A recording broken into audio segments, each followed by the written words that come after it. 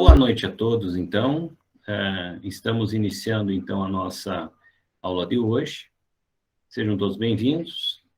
Nós estaremos hoje discutindo a temática Pierre Bourdieu, um teórico de grande valor dentro das ciências sociais, né? Eu diria para vocês que é um teórico contemporâneo, não está mais entre nós, mas teve um percurso assim muito interessante, né, quando a gente vai tratar da relação, por exemplo, da sociologia, principalmente, mas ele entra em diversas áreas aí, das relações das áreas das ciências sociais, né? E ele é uma pessoa assim que trouxe, digamos, muitos avanços aí dentro da área da discussão principalmente das ciências sociais, né? De forma geral. Eu diria para vocês aí que é um conceitos importantes que nós vamos trazer, teorias, que vão contribuir para a análise, principalmente da relação da sociedade, do social, e dentro dessa característica a gente vai perceber que grande parte dos grandes clássicos aí que a gente estudou em outras aulas, a gente vai perceber que muitas delas vão avançar, né, e vão trazer algumas leituras novas aí com relação à característica desses teóricos clássicos, né. O Pierre Bourdieu, ele tem essa característica, ele traz para nós uma revisão teórica muito interessante, quando ele vai tratar de quatro teóricos importantes, que é o Marx, né, o Max Weber, né, e também o Émile Durkheim, e também algumas análises relacionadas a Immanuel Kant. Então, ele traz para nós, ele tramita entre esse universo da filosofia e o universo que nós temos das ciências sociais. Dentre essas duas formas de pensamento, a gente pode perceber que o Pierre Bourdieu, ele traz, então, essas contribuições, ele avança em diversos aspectos e conceitos desses teóricos, e em alguns casos também, ele não utiliza, né, a própria concepção teórica desses autores.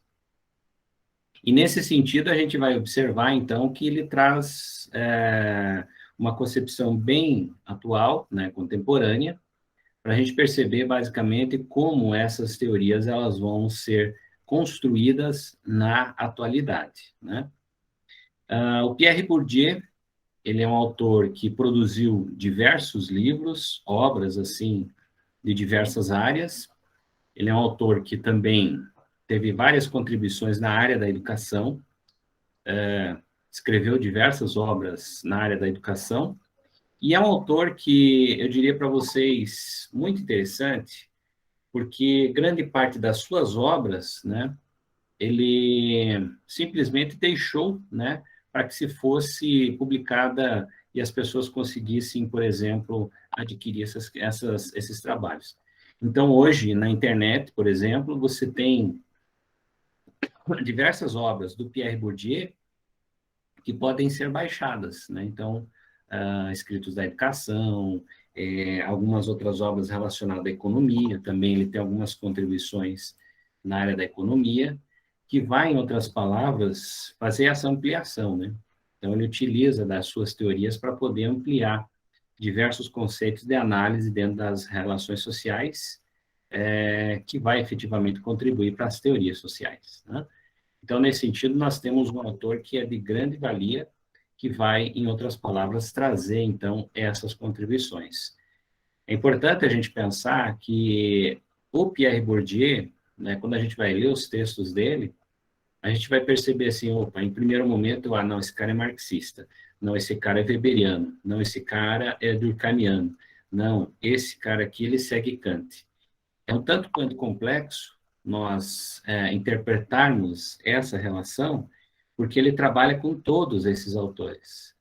Então, ele faz, assim, uma forma de aproveitar aspectos relacionados aos conceitos que cada um desses clássicos desenvolveram, para que, a partir daí, ele construa efetivamente uma teoria, né, direcionada ao pensamento que ele traz para nós, né? Então, é aí que vai ser o grande ponto que nós temos de relação da análise desse teórico. Então, eu diria para vocês que Pierre Bourdieu é uma grande contribuição nas áreas da educação, nas áreas da economia, na própria área da sociologia, efetivamente, de forma geral. Ele vai trazer, então, essas discussões e essas contribuições. Ele é muito usado também, né, na área do direito, né, que ele discute muitas coisas relacionadas também a essa perspectiva da construção das normas, da relação da justiça. Então, ele faz algumas discussões dentro desse mecanismo também. Então, eu diria para vocês que é, efetivamente, uma contribuição de grande valia. Estamos falando de um sociólogo e filósofo que nasceu em 1930, né, é francês, e vai falecer em 2002, na França também, né? É um professor atuante, foi um professor atuante dentro da área acadêmica, então teve diversas produções que vão, em outras palavras, trazer, né, vão resultar em grande parte dos seus livros aí que são publicados, né, que são inúmeros livros aí que vão trabalhar basicamente com a relação das teorias que ele desenvolve, tá? Então, esse é o nosso teórico de hoje. Então, iniciamos aqui, né, a nossa aula de hoje, Pierre Bourdieu e a teoria na prática, né? Então, aqui dentro dessa relação, nós vamos estudar a partir desse texto aqui do Xerxes, né, que vai trazer de uma forma, assim, mais didática possível essa explicação dessa relação, no caso aqui, sobre essas teorias que são apresentadas aqui pelo Pierre Bourdieu. Nós estamos falando, então, de um teórico que vai trazer as primeiras concepções dentro da área do processo, como ele auto se afirma, construtivista, né? Então, ele tem uma relação que absorve alguns aspectos funcionalistas, mas está dentro da relação construtivista. Então, é essa estrutura que ele apresenta dentro da sua concepção teórica, né? Então, nós temos aqui um estruturalista, tá? Contemporâneo. Bom, a obra sociofilosófica, então, vocês percebem que a gente já começa aqui, sociofilosófica, porque ele está tramitando entre esses dois universos, entre a sociologia e traz alguns autores também da filosofia, então contribui para as discussões dele. Tem um aspecto importante que ele traz para nós aqui, que vai apresentar em todos os escritos dele, que vai ser a relação, por exemplo, da discussão do poder simbólico. O poder simbólico, a gente vai perceber no decorrer da aula, qual o significado dele, ou seja, o que isso efetivamente é um aspecto importante dentro da sociedade que vai motivar ele a estudar diversos aspectos e comportamentos dessa sociedade, a partir dessa relação que ele chama de poder simbólico, tá? Então, aqui, sua obra sociofilosófica de Pierre Bourdieu pode ser entendida como uma teoria das estruturas sociais. Então, a gente trabalha com as estruturas sociais, a partir de conceitos chaves, né? Nas suas investigações, Bourdieu erege uma variante modificada do estruturalismo. Ele se autodefine como estruturalista, mas ele faz algumas reorganizações com o estruturalismo tradicional. Então, ele aproveita. Então, como ele faz isso com todos os outros teóricos, como ele faz isso com o Weber, como faz isso com Marx, como faz com Durkheim, como faz com Immanuel Kant, né? Ele também vai trazer essa relação de como ele entende. Então, é importante a gente pensar que ele traz a teoria, ele conhece a teoria, mas ele vai falar, não, peraí, eu entendo dessa forma. Os conceitos que eu vou apresentar são dentro dessa característica que eu estou apresentando aqui. Então, é dentro dessa relação que ele discute essas questões, né?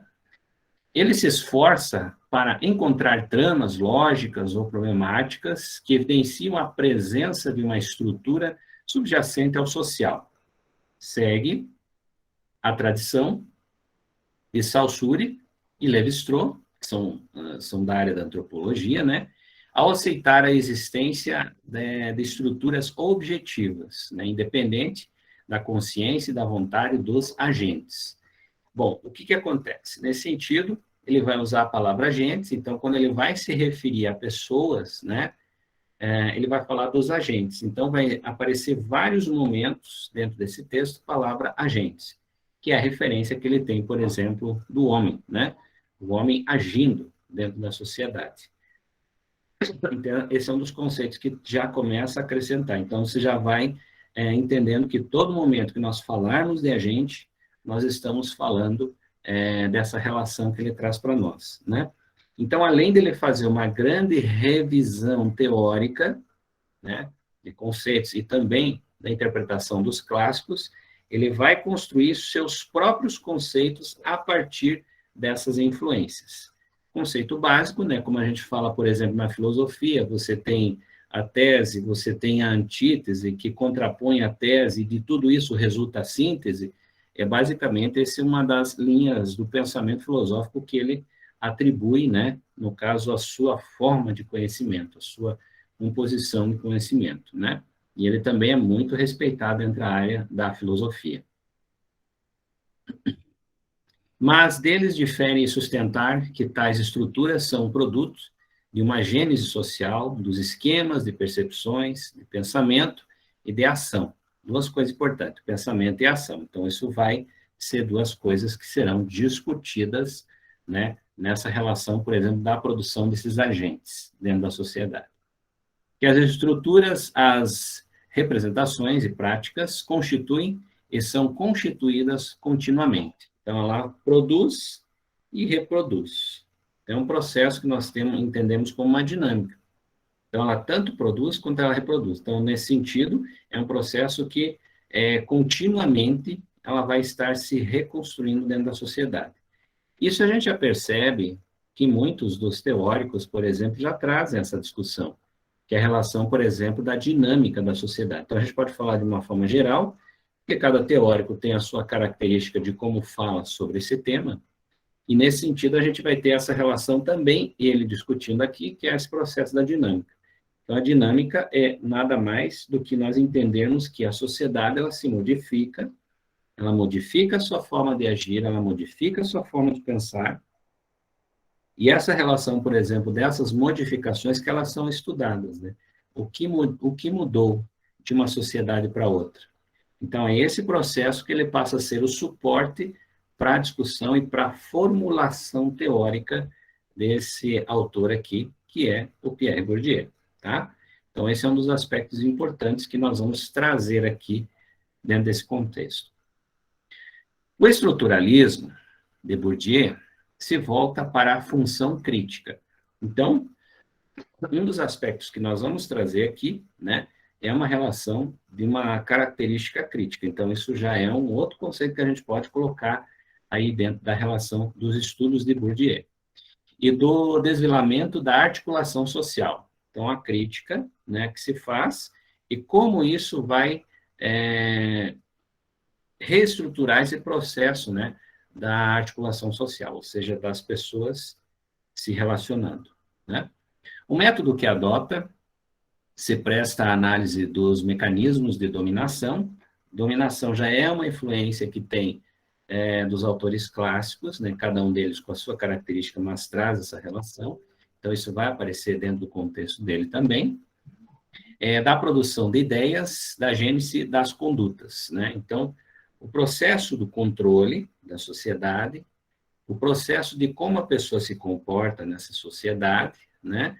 E, efetivamente, a origem desses comportamentos. Então, isso vai atribuir às discussões do Pierre Bourdieu, né? Ele vai falar, na realidade, que todas essas composições, né, elas são constituídas por poderes simbólicos. Então, simbólico, ele tem um sentido. Então, as pessoas agem na sociedade através de alguma coisa que dá sentido para elas. Então, esse poder simbólico, ele vai estar sendo discutido a partir dessa perspectiva aqui, né? Deixa eu ver onde é que eu parei agora. Condutas. A compreensão da forma de investigar de Bourdieu apresenta uma dificuldade radical, e o seu método não é suscetível de ser estudado separadamente. Então, é um conjunto, né? Ele precisa estudar as coisas próximas ali, da pesquisa onde é empregado. Consta do cerne, da estrutura central, de que ele denominou de estruturalismo genérico. Então, a parte da relação, por exemplo, estruturalista, né, que ele traz na sua essência. Então, ele vai partir do quê? De analisar uma estrutura. Então, essa é a concepção do estruturalismo que ele traz. Ou construtivista, na convicção, né, de que as ideias são epistemológicas, então elas produzem essa experiência, né, mas é mesmo as mais abstratas, como da filosofia e das ciências, e a criação artísticas, que são tributárias da sua condição de produção. Para Bourdieu, acreditar que existe um método, uma filosofia pura do conceito ou de um trabalho científico desencarnado não passa de uma ilusão escolástica. Então, o que nós temos aqui? Nós temos efetivamente uma coisa concreta, né, que se faz na relação da sociedade, ou seja, como as pessoas agem. Então, é um processo concreto. Então, através dessa relação, por exemplo, do que é o que ele chama de epistemológico, ou seja, episteme, né, é um conhecimento produzido, então, uma experiência produzida pela sociedade. A partir dessa experiência, nós vamos relatar aspectos que estão relacionados ao concreto e ao abstrato. Então, esses dois universos vão contribuir para as pessoas agirem de uma determinada forma. Né? Então, aí você pode fazer a seguinte pergunta: por que as pessoas agem dessa forma? Então, ele vai buscar efetivamente, através dessa concepção da ideia que ele traz de um estruturalismo genérico. Então, esse genérico aqui é basicamente entender o contexto, por isso ele trabalha numa relação assim do mais geral, né? Então, esse contexto que vai dar a possibilidade de você, então, tentar compreender como as pessoas agem de uma determinada forma. Então, ele vai por esse caminho. Então, é uma das coisas que ele traz nas suas discussões, né? Então, isso vai aparecer também, né, na relação que ele vai trazer de desigualdade social, que são temas que ele traz também, né? Quando ele fala dessa relação de como as pessoas se comportam, ele vai utilizar o termo praxis também social, que nada mais é do que dizer a prática social, só que é um termo que ele traz da filosofia, que é praxis, que é a prática social. Então, ele usa esse termo também, que vai atribuir-se aqui às discussões que ele traz dentro de todo esse contexto teórico que ele vai compondo a partir dessa relação desses poderes simbólicos que vão existir dentro da sociedade, né? Com isso, ele vai trazendo, então, a relação de todos aqueles temas que eu falei para vocês. Poder simbólico na educação, poder simbólico nas leis e nas normas, poder simbólico dentro da relação da economia. Então, essa composição que ele vai atribuindo e vai utilizando esse conceito do poder simbólico, de como as pessoas agem na sociedade para poder discutir diversos assuntos dentro desse contexto. Então, aí é uma das questões que ele traz para nós, né? É claro que muitas coisas, quando ele vai discutir, ele vai trazendo, então, alguns dos aspectos que influenciam ele, como a relação, por exemplo, discutida de poder. Então, o poder, a gente atribui muito essa discussão à perspectiva de Weber, né, que discute muito essa questão do poder. Então, ele traz essas concepções de poder. Quando ele vai discutir a perspectiva, por exemplo, da relação da economia, nós vamos trazer muitas das coisas aqui que são relacionadas às discussões de Marx. Então, percebo vocês que começa a ficar, assim, mais dinâmico o processo, né? Ele traz também a relação da discussão do capital, né, que Marx discute, só que ele amplia. Enquanto Marx discute uma relação de capital para discutir todas as ações, né, nós temos aqui, no caso, em Bourdieu, 4 características de capital que ele divide para discutir essa relação, por exemplo, dessa estrutura dentro da sociedade. Então, ele traz capital cultural, ele traz o capital social, econômico, simbólico, né? Então, quando ele fala nessa relação, por exemplo, desse capital, ele está ampliando. Então, a gente vai perceber que isso é uma das coisas que vai também atribuir às discussões do Bourdieu. Para escapar a esta ilusão, que procurei realizar uma análise, não uma interpretação, os conceitos fundamentais dos passos de Bourdieu, seguiu uma investigação. Isso foi possível porque ele constrói e aperfeiçoa ao longo da vida. Não é propriamente um método original, mas um sistema de atos intelectuais que rejeita algumas ideias enquanto absorve outras, das escolas de pensamento que fizeram fortuna na segunda metade do século passado. O Bourdieu, então, é uma pessoa assim que ele traz, digamos, uma diversidade muito grande. Ele se distancia um pouquinho daquelas escolas tradicionais, né, aquelas escolas clássicas assim que defendem efetivamente alguns teóricos de uma forma específica, né? Por exemplo, a escola marxista, ela vai realmente só discutir Marx, a escola weberiana só vai discutir Weber, a escola durkheimiana só vai discutir Durkheim, bem como a escola kantiana, então, só vai discutir aspectos de Kant. Então, ele foge um pouquinho dessa perspectiva.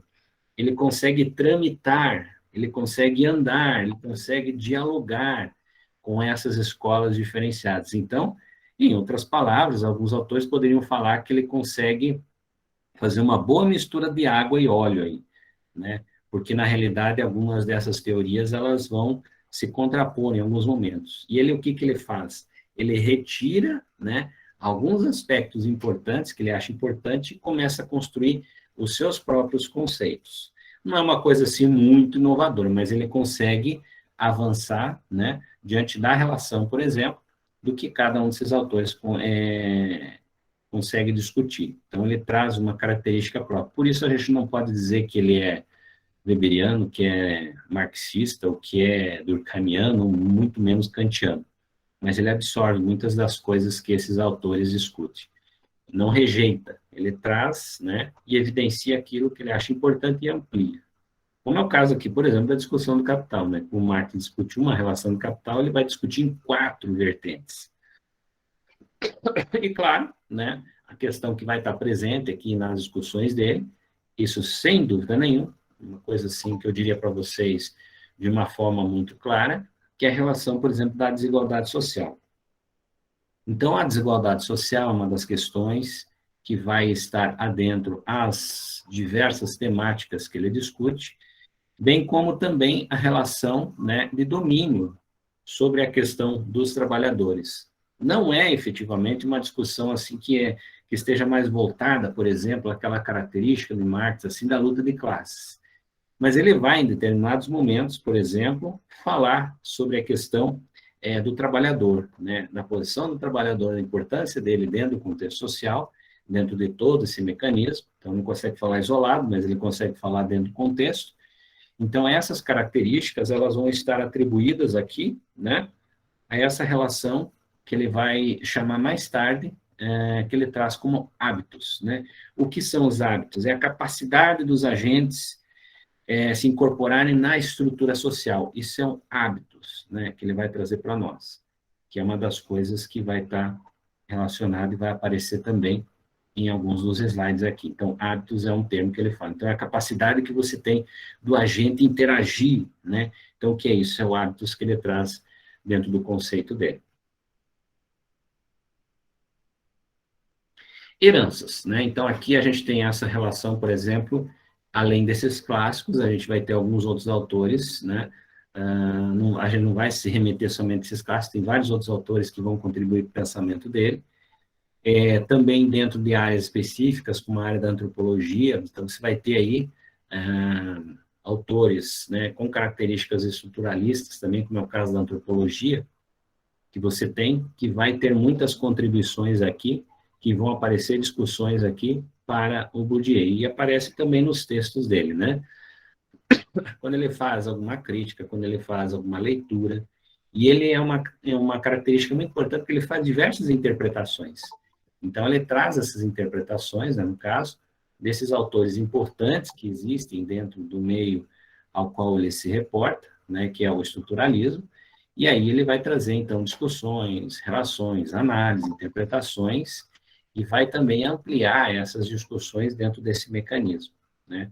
Então, a gente percebe o seguinte, que quando ele vai utilizar qualquer um desses teóricos, ele sempre absorve, ele sempre extrai alguma coisa. E esse extrair vai contribuir com as discussões que ele se dedicou, né, no caso, sobre a relação, por exemplo, desse agente social. Então, como essa pessoa se comporta, né? Como é o hábitos desse agente social dentro do coletivo, né? Dessa estrutura social. Então, isso vai haver diversos aspectos que contribuem com essa análise dele. Então, aqui heranças, né? A formação filosófica, a prática etimológica e a da posterior, né? A dedicação à sociologia. Então, ele começa a filosofia, mas ele vai se ancorar, né? De uma forma assim mais forte, principalmente com os livros que ele traz, dentro da área da sociologia. Ancora Bourdieu, a filosofia das ciências e a tradição de Bachelet. Então, aí tem as contribuições das obras, né? 84, 90, 96. E ao pensamento de Cassirer, aí as obras de 1965 e 72. Tanto no que se refere à sua filosofia das formas simbólicas, né? Como à sua concepção relacional do conhecimento e a fenomenologia, né? De Husserl, Marco e Ponte. Trinônio, ao qual se une, né, o modelo estruturalista de Lévi-Strauss. Quando ele estuda Lévi-Strauss, ele vai estudar também quem Lévi-Strauss estudou, então ele vai à sua essência, né? As suas fontes se estendem ao marxismo e ao diálogo intelectual com contemporâneos, como Althusser, Habermas e Foucault. Então, ele também, né, no caso, consegue dialogar com esses outros teóricos aí. Eu diria para vocês que é um grande autor em termos de análise e interpretações, né? Então, as contribuições dele estão voltadas a essa característica. Ele consegue, efetivamente, trazer essa relação, né, no caso, dessa característica que ele traz sobre essas interpretações. Então, ele é muito bom nisso, né? Ele apresentou isso de uma forma, assim, muito intensa, né? Essa relação que nós temos aqui das suas revisões teóricas, então, ele é desde o início da vida acadêmica dele até praticamente a sua morte, ele trabalhou dentro dessa relação das revisões. E na revisão, ele se torna efetivamente um grande crítico, né? Porque essa revisão teórica não é somente você ler e, em outras palavras, trazer uma interpretação, você traz uma crítica, né? E essa construção da crítica que foi cada vez mais ampliando, né, o seu desenvolvimento de análise e a construção do seu conceito. Então, isso passou efetivamente a fazer parte de toda a sua vida acadêmica. E com isso foi produzindo diversas obras, textos, né?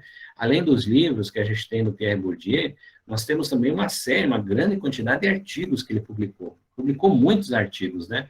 Quando ele vai falar em diversos assuntos daí da contemporaneidade. Então, até 2002, né, que nós temos, não exatamente 2002, um pouquinho antes de 2002, você tem diversas publicações aí que foram realizadas por Pierre Bourdieu, que no caso é antes da morte dele, né? Então, aí você tem diversos livros também que foram revisados, né? Revisados e foram publicados novamente, que trazem, então, essas contribuições. Então, as estruturas do nosso mundo, elas influenciam e podem dirigir nossas ações.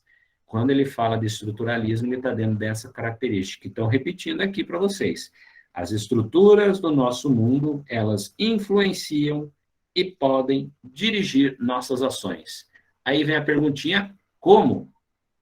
É isso que ele vai efetivamente discutir dentro da sua obra. Então, essa é uma das questões importantes que nós trazemos aqui, né, quando tratamos da temática aqui do Pierre Bourdieu. Ele é muito usado em diversas áreas. Então, ele é muito utilizado, textos dele, né? Ele traz fragmentos, além da educação, além da economia, ele também contribuiu com textos na área da administração, contribuiu muito com textos aí com relação à questão da antropologia também, ele contribuiu, né? Então, ele traz, assim, uma diversidade muito grande nas suas produções. E era um professor acadêmico, né? Então, tinha uma atuação muito forte dentro da academia, né, dentro da universidade.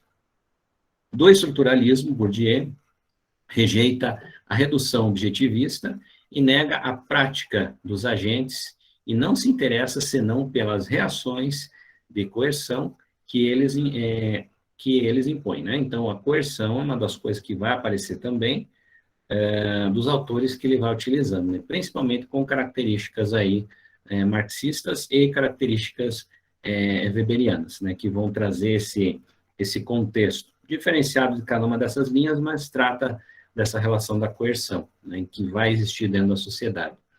Nega igualmente o determinismo e a estabilidade das estruturas, mas mantém a noção de que o sentido das ações mais pessoais e mais transparentes não pertence ao sujeito, que perfaz, né, senão ao sistema completo. E volta a reafirmar, né, a ideia do geral, estudar o geral. Completo das relações nas quais e pelas quais elas se realizam.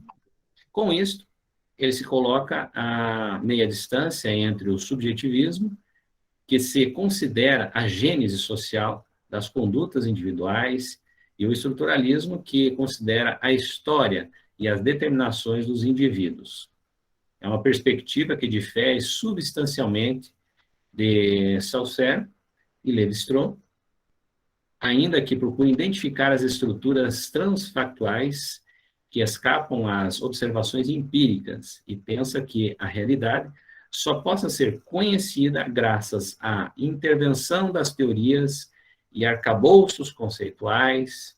Ele considera estruturas determinadas no espaço e no tempo, não universais, que devem ser desveladas, né, com auxílio de métodos empíricos. Ele trabalha muito com essa relação, né, do processo empírico, ou seja, daquilo que se produz dentro desse meio social, a experiência, né, a relação das pessoas, que através delas pode-se analisar muitas coisas, né, e pode-se compreender muitas coisas dentro da sociedade. Entendendo que esse processo empírico, né, que ele cita para nós, está dentro desse contexto, né, no caso, que seria essa dinâmica social. Então, o que se produz hoje, pode ser que amanhã ou depois seja diferente. Então, já evidencia aí a importância, né, de você ter uma continuidade dentro desses estudos e entender, basicamente, que essa é uma das relações que vai contribuir para poder entender o processo, né? Porque dentro de uma concepção, de uma análise da sociedade, nós temos uma análise que é muito próxima ao entendimento da história. Então, é um processo que a sociedade passa. Ela vai se modificando a partir de um determinado período histórico, né? Algumas coisas fazem com que essa sociedade se modifique. Então, você tem uma temática aí que não tem fim, né? Então, você vai estudar a sociedade eternamente, você nunca vai chegar a um fim, porque você só vai chegar a um fim a hora que a sociedade acabar, né? Então, é nesse sentido que nós temos aí a análise social. Então, é a dinâmica, né? Então, esse método empírico, por exemplo, que é estudar a partir da relação da própria experiência produzida na sociedade, que nos dá essa possibilidade de compreender, então, como esse processo social se constrói, né? Então, quando ele fala dessa relação do poder simbólico, é o que se produz efetivamente dentro dessa sociedade, né? Que é efetivamente essas trocas simbólicas que existem, né? Essas relações de poder, um significado, tem um significado as coisas que ocorrem na sociedade, né? Ela vai, em outras palavras, trazer essa concepção, né, do entendimento social. Deixa eu ver aqui, tem uma questão. Deixa eu só entrar aqui no chat.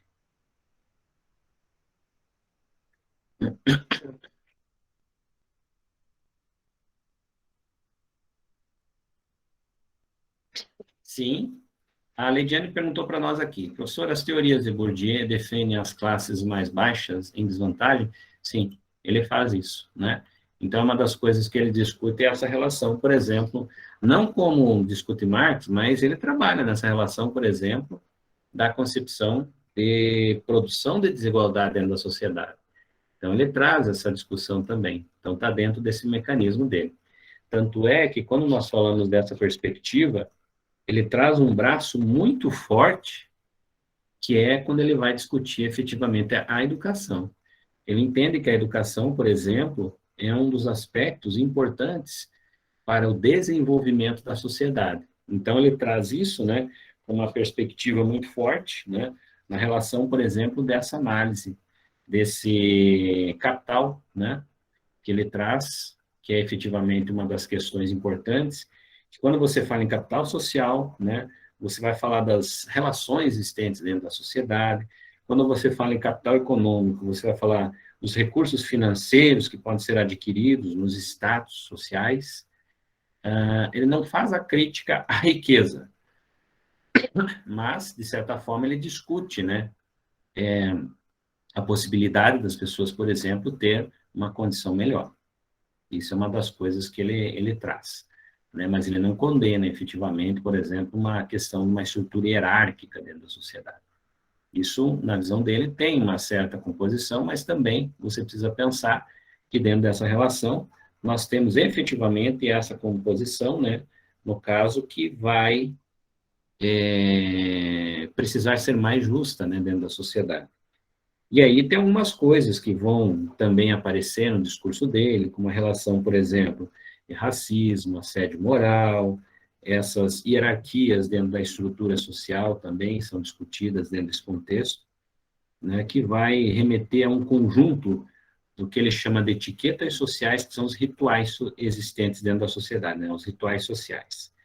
Então, cada um desses aspectos aí vai trazer diversas discussões. Ele é um autor que discute muitas temáticas, né? Essa é uma das temáticas também que ele trabalha, mas ele é bem amplo, né?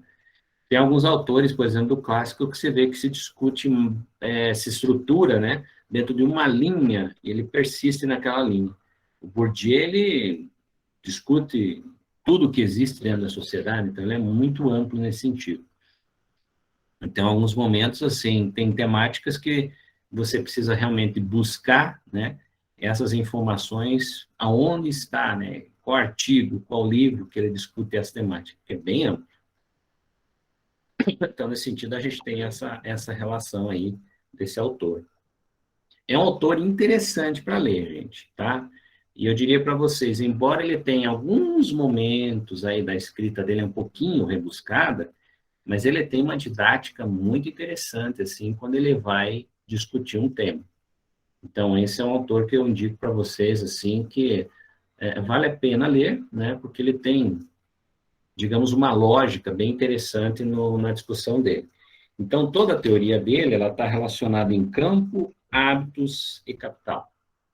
São as coisas que a gente vai discutir aqui, dentro dessa relação que nós estamos trazendo. Então, a gente está quase chegando aí na discussão, por exemplo, dessa ideia do campo, do hábito e do capital, né, que são essas três estruturas que ele apresenta. O campo nada mais é que os espaços simbólicos construídos dentro da sociedade. Se você vê uma universidade, a universidade é um espaço simbólico. Se você vê, por exemplo, uma empresa é um campo que representa um espaço simbólico. Uma cidade é um campo que representa um espaço simbólico, né? Então, aonde acontecem as relações? Ele fala também da questão de lutas, né? Não na mesma dimensão marxista, mas ele fala também das lutas diversas que ocorrem dentro da sociedade. Então, o campo é esse espaço, realmente, né? Então, faz parte da concepção que ele analisa dentro do contexto social. Então, aqui, da fenomenologia, né, Bourdieu rejeita o descriticismo e considera apenas que uma etapa do processo da investigação. Então, isso ocorre em diversas teorias que ele absorve, né? Mas absorve o rompimento com o senso comum e com as pré-noções, com as doutrinas, com os modos de aprender o mundo. Ele segue a fenomenologia ao abandonar a atitude natural e, ao mesmo, a atitude intelectual ante o objeto, que assume a atitude fenomenológica. Depende do objeto como um todo, se integra à reflexão sobre a atitude, tanto dos agentes quanto dos pesquisadores, né? Absorve igualmente da fenomenologia o processo da construção do fato social, aí a gente já sabe, né, que nós estamos falando de fato social, a gente vai atribuir isso ao pensamento de Émile Durkheim, né? Com objeto e as ideias que são os agentes sociais que constroem a realidade. É um ponto importante. Os agentes sociais que constroem a realidade social. Então, isso é um fator importantíssimo aqui no pensamento dele. Embora sustente que os princípios dessa Constituição é estrutural. Não tem como negar que as pessoas atribuem um desenvolvimento da sociedade. E não tem como negar que a estrutura dentro da sociedade atribui também uma relação dentro dos agentes sociais. Então, as duas coisas acontecem. Quando você pensa nas estruturas, você está pensando nas diversas estruturas, né, instituições que pertencem, por exemplo, a uma sociedade. Quando você fala da relação, por exemplo, dos agentes sociais, são as pessoas que estão ali na sociedade mesmo, as pessoas, como elas se relacionam. Mas as pessoas se relacionam com a faculdade, se relacionam com a igreja, se relacionam com o Estado, se relacionam com diversas estruturas.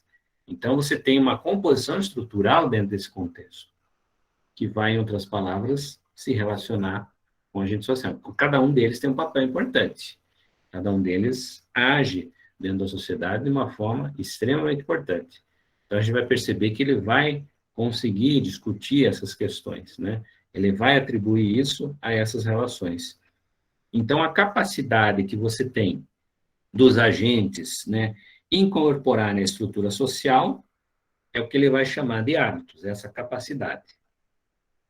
Quando está falando das estruturas, né, dos locais, é o campo. Quando você vai falar basicamente de como esse agente vai agir em determinadas situações, é o capital. Então, essas três estruturas que vão estar presentes aqui, mas a gente vai retomar, né, dentro das explicações que ele traz para nós aqui. Então, são componentes que vão fazer parte, né, das discussões que ele traz para nós aqui. Do marxismo, né, Bourdieu toma as ideias da luta pela dominação, da consciência de classe, que integra o conceito de hábitos, né? Então, essa é uma das questões, o campo, o espaço, o simbólico, as lutas, vai estar dentro dessa relação que ele traz para nós, do hábitos aí. E é um pouquinho diferente do pensamento de Marx, embora traga essa questão, né, no caso das lutas aí, mas ele não é tão radical. Então, ele vai trazer sua crítica, sim, traz, mas dentro da concepção do entendimento dele. Mas ele se preocupa com o que domina a ilusão racionalista, né? O pensamento que não leva em conta a situação em que se pensa, o mundo em que se está imerso, como as teorias que partem de uma lógica dada ao social. Aí tem as influências, então, do Habermas, tem as influências de John Rawls, né? John Rawls, que vai trazer, então, essas discussões, que se fundam em situações ideais, de justiça, de diálogo, entre outras, né?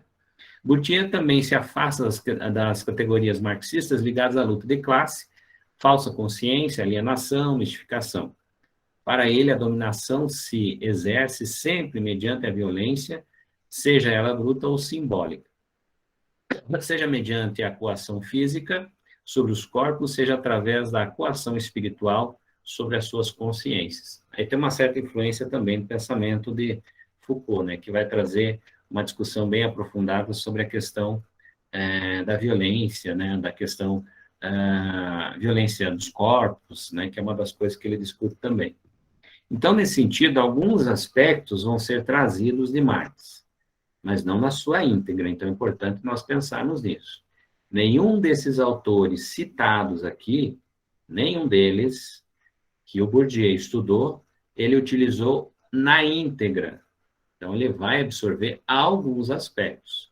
Então, isso precisa ficar bem claro, né? Se você tem, por exemplo, uma afirmação, não, Bourdieu é marxista, ele traz alguns conceitos marxistas, mas não é marxista, né?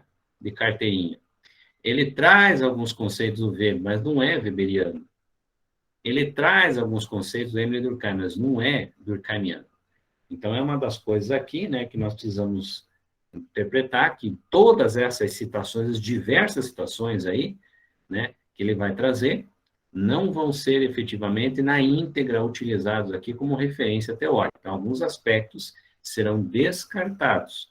Inclusive, ele afirma isso nos seus diálogos, nas suas formas e apresentações de textos. Então, ele traz isso e deixa bem claro, né, que alguns aspectos aqui, por exemplo, como ele usa algumas perspectivas aqui da própria consciência de classe, que é uma das coisas que vai existir dentro dessa relação que ele traz sobre campo. Então, o que é o espaço simbólico, né? O campo é o espaço simbólico, onde tem os seus sentidos aí. Acontecem as lutas, as leis, os valores, as regras, né? O trabalho social, então ele está dentro dessa concepção. E isso é o que ele chama de campo. Então, se você fala da escola, a escola pertence a essa relação de campo? Sim, pertence, porque ela tem um espaço simbólico, ali você tem a relação, por exemplo, de categorias que pertencem a esse espaço, né? Por exemplo, a escola, o que pertence lá? O professor. Então, você tem o professor. Se você tem, por exemplo, espaços ali relacionados à questão jurídica, o que pertence? O advogado, o juiz, o promotor, né? Então, esses espaços construídos, né, ele tem, efetivamente, aquelas categorias dentro desses espaços. Então, são espaços onde ocorre, né, essa relação simbólica das lutas, dos valores, onde se atribui os valores, das regras, né? Então, o espaço ali da igreja, o que que é? O que que vai ter ali? Vai ter o pastor, vai ter o padre, vai ter os fiéis. Então, esses são os componentes ali existentes dentro desse campo, né, que ele chama dentro dos seus estudos. Então, isso é uma das questões que ele traz para nós aqui, que fazem referência a essa discussão direcionada a esse pensamento dele. Do individualismo metodológico, Bourdieu rejeita a ideia de que o fenômeno social é unicamente produção das ações individuais. Então, aí ele vai rejeitar um dos pensamentos, né, que vão atribuir-se aos clássicos. Então, do individual para o coletivo. E alguns dizem que é do coletivo para o individual. Então, ele vai atribuir essa crítica. Ele fala, não, essa questão não pode ser determinista, não posso determinar que é dessa forma. Eu preciso ampliar essa discussão. E que a lógica das ações deve ser procurada na racionalidade dos atores. Está usando atores, mas está direcionando essa questão dos sociais, aí, dos agentes sociais. Tá? Ele pensa que a formação das ideias é tributária, né, e das suas condições de produção, que os atos e os pensamentos dos agentes se dão sob constrangimentos estruturais e imposições dentro do coletivo. Por isso, insiste que na pesquisa se mantenha uma vigilância epistemológica, cuidado permanente com as condições e os limites da validade técnica dos conceitos. Se eu vou discutir alguma coisa dentro da sociedade e vou atribuir alguma informação e explicação, eu preciso ter a consciência que aquilo realmente traz, né, uma possibilidade de contribuição. Então, eu preciso ser rigoroso na forma que eu analiso uma determinada estrutura dentro da sociedade, uma determinada condição dentro da sociedade. Então, qualquer coisa que eu venha estudar, vamos dar um exemplo aqui da educação, eu venho estudar educação, por exemplo, eu tenho que ter uma rigorosidade. Como eu vou estudar isso? Né? O que eu vou estudar? Que estrutura dentro da sociedade eu vou estudar? Né? A educação é um processo muito amplo, ela pode estar em diversas perspectivas diferentes. Então, eu preciso entender o que eu vou estudar, de que forma que eu vou estudar, e como eu vou trabalhar com a rigorosidade conceitual, trazendo a ideia, por exemplo, da epistemologia, da experiência produzida na sociedade. Então, em outras palavras, eu preciso conhecer a educação para poder discutir dela. Eu preciso conhecer a educação para poder pesquisar a educação. Senão, eu não teria condição alguma de fazer uma análise. Então, essa é uma das questões que ele traz como prioridade, né, quando vai se discutir determinados assuntos aí. Então, percebo vocês que essa diversidade de temas que o Bourdieu traz, consequentemente, vai nos trazer, então, essa ideia de que ele estudou, e estudou muito, né, diversos assuntos para poder discutir sobre esses assuntos. Então, ele teve essa relação. Por isso é um autor importante, né, porque às vezes você pega uma temática e, puxa, ninguém discute essa temática. Você vai lá no Bourdieu, você consegue achar um texto, né, que ele discute basicamente uma coisa próxima ou aquilo que você está procurando. Então, ele tem essa diversidade, tá? Que é, em outras palavras, uma grande contribuição, mas sem dúvida nenhuma, porque ele consegue atribuir uma discussão em diversos assuntos aí existentes dentro do contexto social. Contra o positivismo, a ideia de que a observação é tanto mais científica quanto mais consciente e mais sistemáticos forem os métodos de que se serve, né? Bourdieu sustenta que, em seu objeto de estudo, um ente que pensa e fala ele tende a tirar a objetividade da investigação, de que a pesquisa espontânea, no sentido positivista do termo, tende a obscurecer o fato social. Então, ele entende que, nesse sentido, a relação que você traz em positivismo mais rigoroso, na própria concepção das suas origens, né, ele tende a não trazer claramente, por isso ele usa o termo obscuro, né, então não traz claramente o que realmente você consegue absorver de uma investigação. Você precisa evitar esse processo, né, dessa rigorosidade. Então, nesse sentido que ele faz a crítica. Então, eu diria para vocês que tudo que ele lê, tudo que ele leu, não teve nenhum texto, nenhum teórico, nenhum autor, por exemplo, que ele leu a íntegra e concordou com tudo. Então, a gente consegue registrar alguma situação como essa. Eu, pelo menos, não conheço nenhum autor que ele leu e falou, opa, aqui está tudo certo. Não, grande parte dos autores que ele, pela própria característica crítica dele, ele vai discordar de algumas das coisas desses autores. Então, e pela própria formação do filósofo também, né? Uma concepção de atuante dentro da área de filosofia também é uma das questões que impera muito aí na discussão dele. Para ele, o positivismo, então, é característico das ciências exatas, uma vez que os fatos sociais têm também um caráter de observação, será tanto mais produtivo quanto melhor articulado. É a reflexão lógica que acontece mais sistemática por a teoria que predetermina os dados pertinentes, significantes e subjetivos. Convicção que não se impede de seguir fielmente os métodos estatísticos básicos de levantamento e de análise social. Então, a questão da rigorosidade, né, que traz essa possibilidade de interpretação dele. Então, tudo precisa ser rigoroso, né? As questões deterministas é uma coisa que incomoda muito ele, então é dessa forma, né? Sim, ele é muito crítico, então essa relação, por exemplo, de você ser determinista, isso incomoda muito ele, obviamente, é o que surgiu, assim, diversas críticas, né, dentro do contexto. Então, independe do autor, se o autor é clássico, se o autor, por exemplo, é um autor aí consagrado dentro do contexto social, dentro do contexto acadêmico, não importa.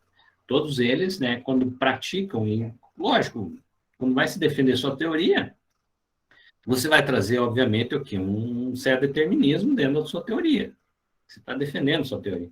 Então, nesse sentido, é um processo natural que vai ocorrer, que é a própria crítica que ele traz, né, das diversas teorias as quais ele leu, interpretou, estudou, analisou e construiu efetivamente a sua crítica. E algumas delas, obviamente, trouxeram, né, contribuições para o pensamento dele, em alguns aspectos. Nunca 100%, mas sempre algumas contribuições trazem, quando ele vai discutir as suas temáticas. Metasociologia. O esquema que leva à análise empírica sistêmica deriva do princípio de que a dinâmica social se dá no interior de um campo, o campo é o termo que ele fala aqui, então, espaço simbólico, né? Um segmento social cujos agentes, então as pessoas, né, indivíduos, em um grupo tem à disposição específicas de que ele denomina de hábitos, então a capacidade dos agentes se incorporarem. Né? O campo é delimitado pelos valores ou formas de capital. Então você tem lá o capital social, capital econômico, capital cultural e o capital simbólico. Então esses capitais que relacionam a sociedade. Então ele analisa dentro da sociedade. Já retoma em cada um dos capitais. Que lhe dão sustentação. A dinâmica social no interior de cada campo, regido pelas lutas em que os agentes procuram manter ou alterar as relações de força e a distribuição das formas de capital específico. Nessas lutas são levadas o efeito da estratégia, não conscientes, que fundam os atos individual e dos grupos em conflito. Os determinantes das condutas individual e coletiva são as posições particulares de todo agente na estrutura das relações, de forma que, em cada campo, o hábito socialmente constituído por embates entre indivíduos e grupos, determina as posições e o conjunto de posições determina o atos. O que ele fala? Então, ele fala no campo, né, que é o espaço simbólico, eu havia falado para vocês, onde ocorrem lutas, onde tem as leis, onde tem os valores, onde tem as regras, tudo isso está dentro desse contexto que nós chamamos, então, de campo. Então, quando ele usa o termo campo, nós estamos atribuindo a essa forma de pensar, a essa discussão. Quando ele fala em hábitos, é a capacidade dos agentes incorporarem a estrutura social ali estabelecido por suas experiências pessoais, socialização com outros agentes, né? Então, se você tem, por exemplo, uma determinada experiência, consequentemente, isso te possibilita, isso são hábitos que vai te possibilitar você incorporar essas estruturas sociais, né, as diversas que existem. Então, para você adentrar nessa estrutura, você precisa ter esse hábitos, né, que vai te possibilitar essa inserção dentro da sociedade. E aí, você vai ter, então, o capital, que é a força, no caso, que os agentes alcançam dentro de uma estrutura social. Pode ser econômica, do trabalho, social, cultural. Então, essas são algumas dos capitais aí. Então, quando você fala em capital social, ele demonstra as relações pertinentes num grupo específico, né? Então, cada grupo específico tem um capital social. Então, você tem lá, nobreza. Entre a nobreza, eles se relacionam. Juízes. Entre os juízes, eles se relacionam. Estudantes. E você pode ter estudantes de diversas categorias sociais, né? Estudantes, eles se relacionam. Vamos falar de geral aqui, de jovens. Os jovens se relacionam. A terceira idade. A terceira idade se relaciona. Então, nós estamos falando de um capital social, que é as relações de pertencimento que essas pessoas têm dentro da sociedade, ou seja, os grupos específicos. Então, é o capital social. Quando você fala do capital econômico, nós estamos falando dos recursos financeiros que podem adquirir o status social, né? Então, aí tem, por exemplo, a renda, o salário, o trabalho, tudo isso está direcionado ao estudo, então, dos recursos financeiros que podem ser adquiridos na sociedade e, consequentemente, isso vai te trazer um status social. Percebe que aí tem uma influência marxista, né? Essa forma dele pensar, essa forma dele trazer, então, essa discussão. E aí você tem o capital cultural. O capital cultural é uma das coisas que possibilitou ele escrever muitas coisas na área da educação. Por quê? Porque são os saberes e conhecimentos que são construídos, né, no caso, dentro da sociedade, de diversos níveis, né? Então, você tem esses saberes e conhecimentos, né, que dá a singularidade nas pessoas, ou seja, a sua sabedoria, o seu conhecimento. E o capital simbólico, né, que remete a aspectos dentro da sociedade, como honra, como conjunto de etiquetas, rituais, cotidiano, conjuntos de significados que existem, né? Então, esse capital simbólico é das coisas que existem aí dentro da sociedade. Por exemplo, quando você fala em rituais, né, existente dentro da religiosidade, você vê aí que existe o quê? O capital simbólico. Então, são coisas que têm um determinado sentido dentro da sociedade que ocorrem, né? Bem como, por exemplo, as honras que vão existir dentro da sociedade, de forma imposta ou de forma espontânea que vão existir, né? Então, quem é a pessoa mais respeitada da família? É aquele que é o mais velho, né? Aquele que tem mais conhecimento, mais sabedoria. Algumas sociedades é dessa forma. Quem é a pessoa mais importante dentro do contexto do exército? É o general, né? Então, ele tem uma honra, uma honraria, né? Que se estabelece dentro desse contexto. Quem que é a pessoa mais importante dentro da igreja, depois de Deus, né? Ou do templo? Não, ali é o pastor, é o sacerdote, enfim, a pessoa que está, né, numa posição de honraria, né? Então, aí está todas as discussões que vão tratar, basicamente, dessa relação do que eles chamam de capital simbólico. Então, isso vai ser uma das questões. Então, percebem vocês que ele vai atribuindo esses conhecimentos, ele vai trazendo essas relações, né? E aí ele vai construindo as suas divisões. Então, se falar de capital, por exemplo, né? Se imagina, não, falar de capital, eu estou discutindo Marx, né? Mas, nesse sentido aqui, ele fala do capital, mas ele amplia. Ele traz, então, essas 4 perspectivas aqui, no entendimento dele sobre a ideia de capital. Então, a sociedade é composta de capitais, que elas se dividem entre cultural, simbólico, social e econômico. Então, aí nós temos, então, a terceira palavra que vai atribuir aos estudos que ele traz para nós. Os conceitos de Bourdieu retomam alguns preceitos de Durkheim, né? Que os fatos, né, sociais devem ser construídos para que se tornem objeto de estudo e de que, antes de efetuar a análise dos arquivos, o experimente ou a observação direta, é necessária preparar um quadro de referências, de modo a formular as questões adequadas e tornar respostas inteligíveis.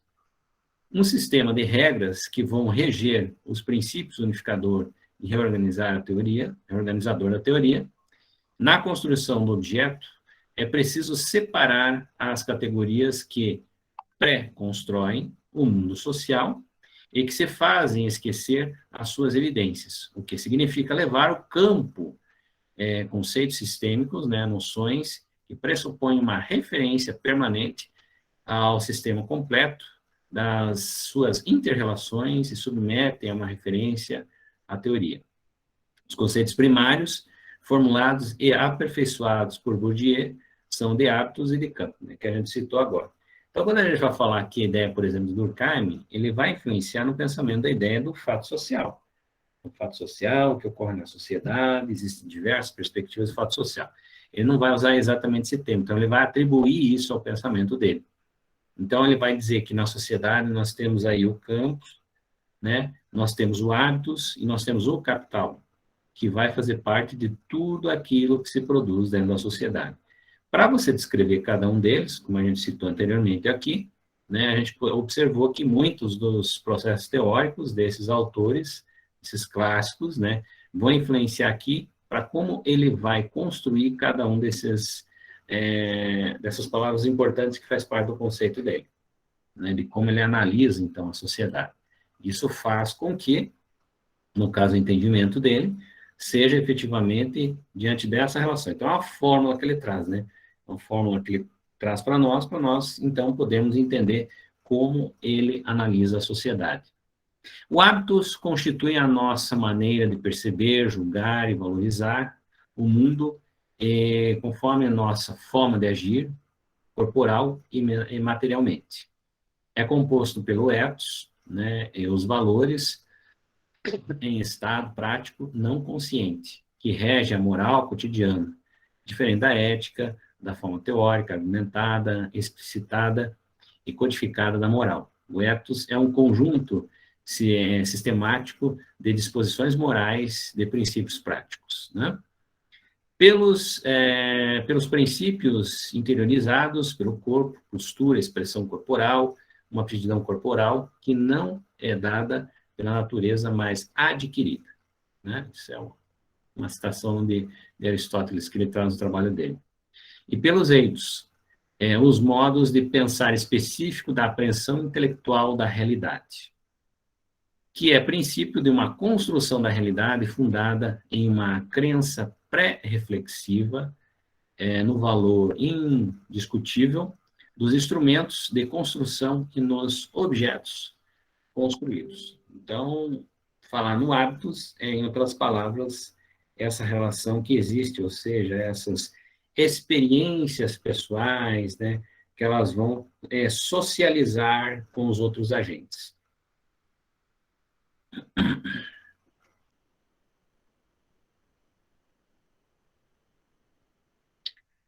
Campo, né, no caso, Bourdieu procura superar a oposição entre subjetivismo e objetivismo, mediante a relação suplantar vertical, que é a medida entre o sistema de posição objetivas e disposição subjetivas de indivíduos e coletividades.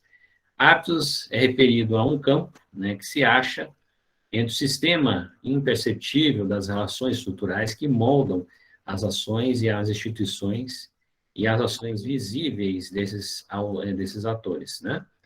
que estruturam as relações. Social é constituído por campo, né, do microcosmos, ou espaço de relações objetivas que possuem uma lógica própria, não produzida e irredutível à lógica que rege os outros campos.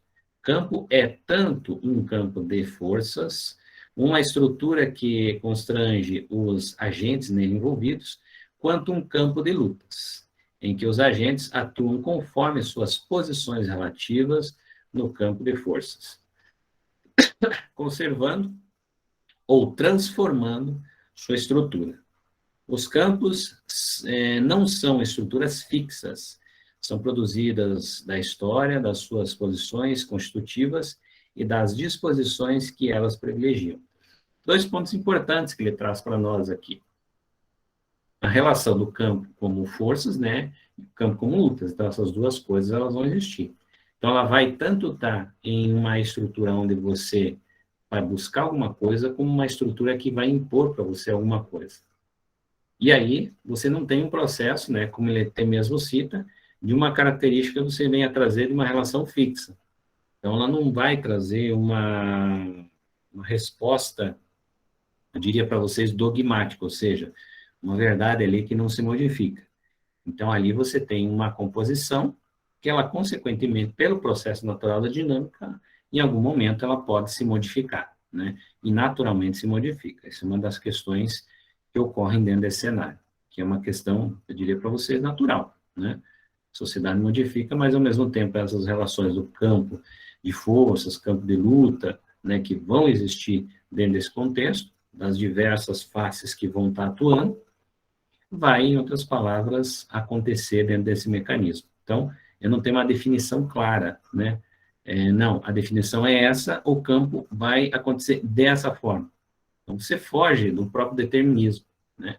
Que é uma das coisas que ele não acentua dentro das teorias dele. Então, ele tanto pode ser um campo onde você vai defender alguma coisa, como alguma coisa vai querer impor para você uma determinada outra estrutura e situação.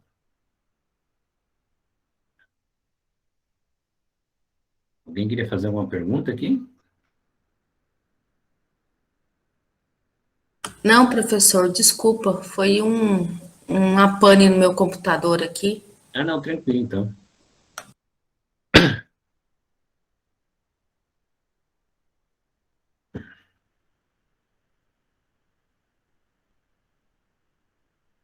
Bourdieu deriva o conceito de capital na noção econômica, que o capital, né, se acumula por operações e investimentos, se transmite por herança, se reproduz de acordo com a habilidade de seu detentor em investir. Então, aí ele está dentro da relação do processo econômico mesmo, né? Que é onde você vai ter os recursos financeiros que vão ser geridos dentro da sociedade. Ele vai aparecer e, consequentemente, isso vai ser ligado até mesmo à questão do status, como foi citado anteriormente aí, né? Uma questão que apareceu. Então, ele vai estar ligado à relação do status, né? A acumulação das diversas formas de capital se dá por investimento, extração, de mais-valia, né? Então, o termo que ele usa do marxismo, ele vai trazer alguns aspectos aí, né? O conceito de capital, etimologicamente, o mesmo que cabedal, né? Um conjunto de bens. É complexo. Então, ele já afirma isso, né? Além do econômico, que compreende riquezas, material, dinheiro e ações, né? Bens, patrimônio, trabalho, né? Bourdieu, então, ele considera essa relação. Então, o capital, ele vai existir, né? Ele vai ser uma das questões que ele vai entender como importantes dentro de toda a discussão do aspecto e da estrutura marxista. Então, ele traz essa relação do capital, ele vai trazer essa relação também da composição da mais-valia, né?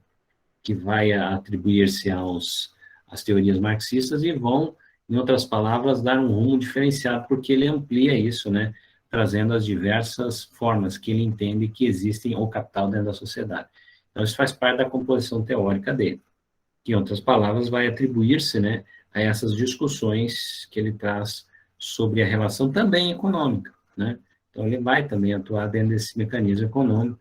A questão, por exemplo, do status social é uma das coisas que ele atribui também, então existe desigualdade existe, né? Existe uma relação, por exemplo, dessa composição do próprio capital cultural que vai atribuir-se à condição social, que é o conhecimento, sabedoria, né?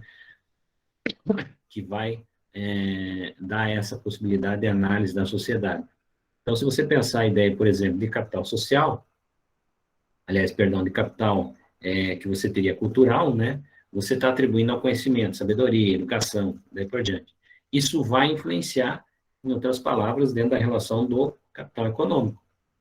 Porque a própria formação, conhecimento das pessoas, como elas vão atuar dentro de um mecanismo, ou seja, desse trabalhador dentro da classe social, né? Então, essa formação, essa composição, ela vai efetivamente trazer, né, a discussão de um determinado status social, né, que vai atribuir-se a essa relação do capital cultural, que é a educação. Em outras palavras, eu diria para você que discutir educação é discutir o capital social, na visão de Pierre Bourdieu, e dependendo dessa condição dentro da sociedade, você vai atribuir isso a um status social, né, que é, se a pessoa não tem uma formação, não tem uma estrutura desse capital, capital cultural dentro dessa perspectiva de formação, né, você vai atribuir uma relação de status social que é uma própria vertente do que vai se condicionar ao estudo do capital econômico, né? Então, aí você entra dentro dessa lógica aqui, ou seja, dessa lógica de você discutir o capital aqui, né, assim, nesse sentido aqui da diferença social, né, no processo da extração da mais-valia, ou seja, dessa complexidade que existe aqui, né, dessa relação de como você atribui essa relação de riqueza, trabalho, dinheiro, bens, e daí por diante. Então, isso atribui-se efetivamente dentro da sociedade a partir do status que você está inserido. Então, é uma das discussões que ele traz. Uma vertente um pouquinho diferente, né, que você traz quando você vai, por exemplo, discutir a perspectiva do próprio Marx, quando você vai discutir a perspectiva do Bourdieu. Então, o Marx ele é um pouquinho mais rigoroso na análise que ele faz sobre a sociedade, né, e nesse sentido, dessa análise da sociedade, ele atribui uma ideia da perspectiva do capitalismo, né, uma vertente única. Então, aqui, quando a gente vai pensar na ideia, por exemplo, do Bourdieu, você vai pensar nessa vertente, essa ampliação que ele traz, né, na relação do capital. Aqui, ó, vamos ver aqui essa questão das três ideias que ele traz de capital. Então, quando ele fala aqui a questão do capital cultural, né, então, que compreende o conhecimento, as habilidades, as informações, né, corresponde ao conjunto de qualificações intelectuais produzidas e transmitidas por família, por instituições, escolas, né, então, sob três formas, né, o estado incorporado, com disposição durável do corpo, por exemplo, a forma de apresentar-se em público, o estado objetivo, com parte em posse de bens culturais, por exemplo, a posse de obras de arte, e daí por diante, né, e o estado institucionalizado, né, sancionado pelas instituições como os títulos acadêmicos. Então, tudo isso está atribuído ao quê? Ao conhecimento, sabedoria, educação, formação, né, tanto daquilo dentro do universo da própria casa, né, que é no entendimento da antropologia, por exemplo, uma educação não formal, né, você teria uma educação cultural, né, que traz da família, bem como as educações que são sistematizadas, né. Então, a gente pode até dividir nesse sentido, que não é sistematizado, que é sistematizado, né. E quando você aprende dentro da sua casa, você aprende de uma forma espontânea. Então, você vai aprendendo lá várias coisas, o conhecimento vai sendo adquirido. Quando você trabalha dentro de uma sala de aula, por exemplo, é um sistematizado, é uma coisa organizada, todo mundo vai receber da mesma forma. Cada uma das pessoas vai ter um caderninho, vai ter um lápis, uma caneta para anotar as coisas, fazer exercício. Não acontece dentro de casa, né? Quando você está, por exemplo, aprendendo de uma forma espontânea. Então, isso é uma das questões que vai fazer parte de toda essa informação que ele traz sobre a relação, por exemplo, da ideia do capital cultural, tá? E aí o capital social, né, corresponde ao conjunto de acessos sociais, compreende o relacionamento e a rede de contatos, né, E aí a gente tem aqui o capital simbólico, está aqui, acabou ficando não separado, mas está ali também, né? O capital simbólico corresponde ao conjunto de rituais e de reconhecimento social que compreende prestígio, honra e algumas outras coisas, né? Dentro desse mecanismo, que é aquilo que a gente estava discutindo. E o capital simbólico é a síntese dos demais, né? Cultural, econômico, social. Então, ele vai trazer, em outras palavras, essa relação mais geral, né? O conjunto, o significado, o prestígio, né?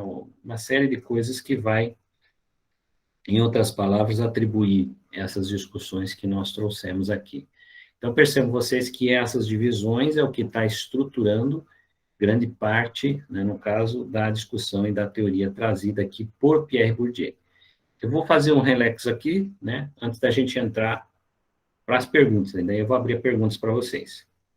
Então, quando nós tratamos aqui do Pierre Bourdieu, nós tratamos de 3 universos importantes que fazem parte da sua teoria. Então, a ideia dele é uma característica crítica que ele tem, então ele é o quê? Ele é um estruturalista, né?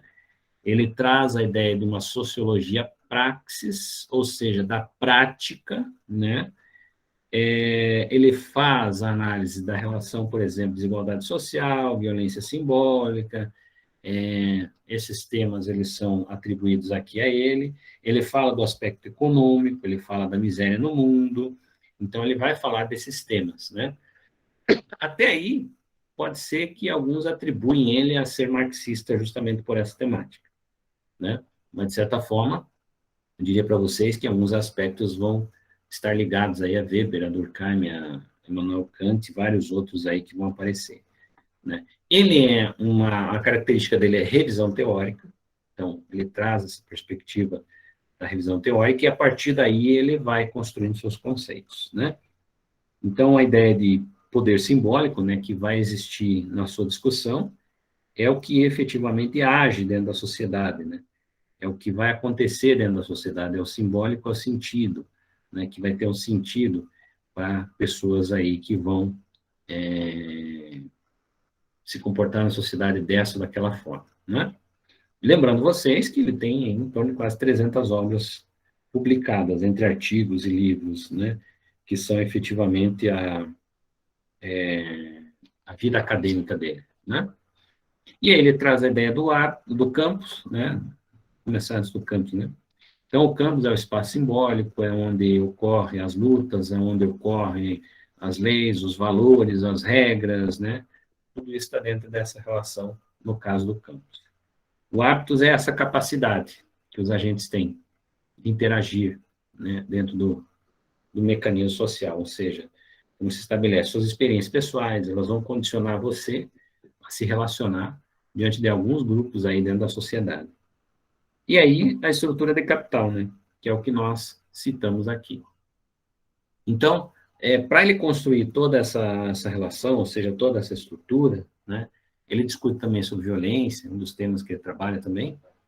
Para ele poder discutir tudo isso, ele faz, então, essa relação, ou seja, essa forma. Então, qualquer coisa que ele venha discutir dentro da sociedade, né, ele vai utilizar esse mecanismo, ou seja, essa estrutura que ele construiu, teoricamente, para ele poder, então, discutir, né, aspectos dentro da sociedade.